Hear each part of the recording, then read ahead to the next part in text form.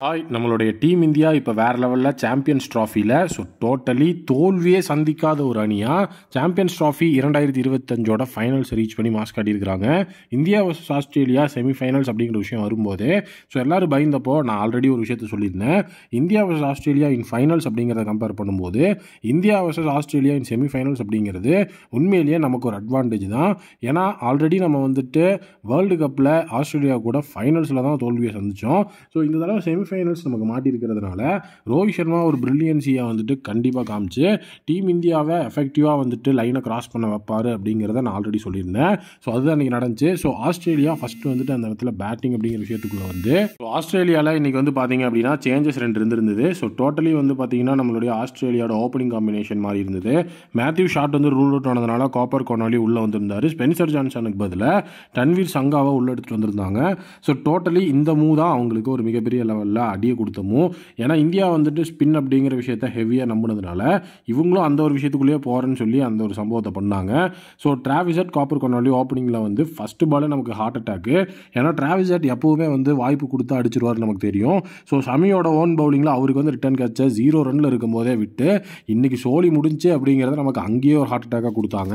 But டிராவிஸோட அந்த ஒரு விக்கெட்டை விட்டாலும் காப்பர் கொனாலியை 0 ரன்ஸ்க்கு ஷமியே விக்கெட் எடுத்து கொடுத்தாரு. பட் அப்போவுமே யாருக்கும் சமாதானம் ஆகலை. ஏன்னா நம்ம விட்டது டிராவிஸ் ஹெட்டோட அந்த ஒரு கேட்சை. சொன்ன மாதிரியே டிராவிஸ் ஹெட் அடுத்த ஒரே ஓவரில் 3 பவுண்டரின்னு போட்டு பொழந்தெடுத்து சிக்ஸர்களெல்லாம் போட்டு அதிரடி காட்ட ஆரம்பித்தார். பட் அந்த இடத்துல 39 ரனில் இருக்கும்போது வருண் சக்கரவர்த்தி அந்த ஒரு விக்கெட் எடுத்தார்.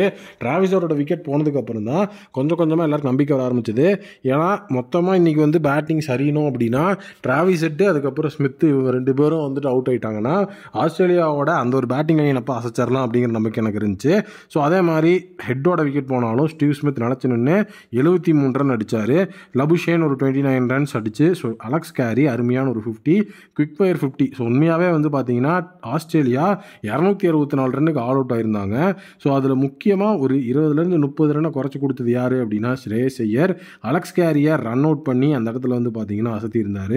அது ஒரு மிகப்பெரிய டேர்னிங் பாயிண்ட்டாக அந்த ஒரு மேட்ச்சில் இருந்துச்சு.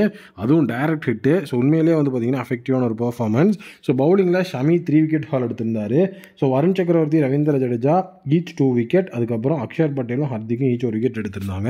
ஸோ டோட்டலி 265 ரன் அடித்தா வின்னு நம்மளுடைய இந்தியா கிளம்புறாங்கனாங்க. இதில் ரோஹித் சர்மாவுக்கு 2 கேட்ச் அப்படிங்கிறது மிஸ் ஆச்சு. 2 வாய்ப்பு கிடைச்சது அவருக்கு. ஸோ 28 ரன் அப்படிங்கிறத அவரால் ஸ்கோர் பண்ண முடிஞ்சாலும் 2 வாய்ப்பு கிடைச்சது. அங்கேயே நமக்கு லக் இருக்குது அப்படின்னு தெரிஞ்சது. ஸோ டோட்டலி சுப்மன் கில்லோட விக்கெட்டை டுவார்சியஸ் எடுக்க ரோஹித் காப்பர் கொனாலி அவுட் ஆக கோலியும் ஸ்ரேயஸ் ஐயரும் ஜோடி சேர்ந்து ஸோ வேறு லெவலில் பார்த்தீங்க அப்படின்னா பார்ட்னர்ஷிப்பை அந்த இடத்துல பில்ட் பண்ணாங்க. ஸோ ஃபுல் அண்ட் ஃபுல் பார்த்தீங்கன்னா அவங்க கிட்ட 90 ரன்ஸ் பார்ட்னர்ஷிப் அப்படிங்கிறத நம்மளால் பார்க்க முடிஞ்சது. ஸோ அதுக்கப்புறம் ஸ்ரேயஸ் ஐயர் அவுட் ஆனோடனே அக்ஷர் பட்டேல் ஒரு குவிக் ஃபயர் நாக்கு. கேஎல் ராகுலும் வந்த உடனே அடிக்க ஆரம்பிச்சார். ஸோ யாருமே ஆஸ்திரேலியாவை ஒரு மிகப்பெரிய டிரைவர் சீட்டில் போட்டக்கூடாது அப்படிங்கிறதுல தெளிவாக இருந்தாங்க. ஏன்னா வந்தவங்க எல்லாருமே பால் அப்படிங்கிறத ஃபேஸ் பண்ணி ரன்னை பால் அடிக்கணும் அப்படிங்கிற கணக்குலேயே வந்ததுனால ஸோ ஆஸ்திரேலியாவோட பவுலர்ஸ் டோட்டலாக கதி கலங்கி போனாங்க அப்படின்னு தான் சொல்லணும். ஸோ இந்த இடத்துல அவங்க ஸ்பின்னர் அப்படின்னு சொல்லிட்டு அட்வான்டேஜாக நம்மளுடைய ஸ்பென்சர் ஜான்சனோட இடத்துல தன்வீர் சங்காவை கொண்டு வந்தாங்க. அவர் 6 ஓவருக்கு 41 ரன் விட்டு கொடுத்து ஸோ அந்த இடத்துல ஒரு பெரிய மிஸ்ஆப் அவரோட ஓவரில் தான் உண்மையாகவே நடந்திருந்தது. ஸோ ஃபுல் அண்ட் ஃபுல் நம்மளுடைய ஸ்ரேயஸ் ஐயர் 45 ரன் கண்டிப்பாக கோலி செஞ்சுரி போடுவார்னு எதிர்பார்த்துட்டு இருந்த சுச்சுவேஷனில் 84 ரன்னுக்கு கோலி அவுட் ஆக ஸோ அந்த இடத்துல கேஎல் ராகுலும் ஹர்திக்கும் ஜோடி சேர்ந்து மொத்தமாக மேட்சையே முடித்தாங்க. அதுலேயும் ஹர்திக் பாண்டியா அடித்த அந்த ஒரு 3 சிக்ஸர் மேட்சோட டேர்னிங் பாயிண்ட்டாக அங்கே இருந்தது. ஏன்னா ரன் பால் இருந்தப்போ ஸோ கண்டிப்பாக ஆஸ்திரேலியா உள்ளே வர்றதுக்கு ட்ரை பண்ணாங்க. அந்த இடத்துல ஹர்திக் பாண்டியா ரொம்ப நீட்டாக பார்த்தீங்க அப்படின்னா பேக் டு பேக் சிக்ஸரெல்லாம் போட்டு ஆடம் ஜாம்பாவோட ஓவரில் அடித்து பறக்க விட்டு அந்த இடத்துல பார்த்தீங்கன்னா ஒரு மிகப்பெரிய லெவலில் ரன் பாலில் இருந்ததை ஸோ டோட்டலி 12 பாலுக்கு 4 ரன் அடிக்கணும் அப்படிங்கிற சுச்சுவேஷனில் கொண்டு விட்டுட்டாரு. ஸோ அதுக்கப்புறம் நம்மளுடைய கேஎல் ராகுல் சிக்ஸர் அடித்து அந்த மேட்சை முடிச்சு நம்மளுடைய சாம்பியன்ஸ் ட்ராஃபியோட இறுதிப் போட்டிக்குள்ளே இப்போது நம்மளுடைய டீம் போயிருக்கிறாங்க. ஸோ உண்மையிலேயே நம்மளுடைய ஹர்திக் பாண்டியாவோட பெர்ஃபார்மன்ஸும் பாராட்டக்கூடிய பெர்ஃபார்மன்ஸாக தான் இருக்குது. டீம் இந்தியா யாரை ஃபைனல்ஸில் ஃபேஸ் பண்ணுவாங்க அப்படிங்கிறது நமக்கு நாளைக்கு இந்நேரத்துக்கு தெரிஞ்சிடும்.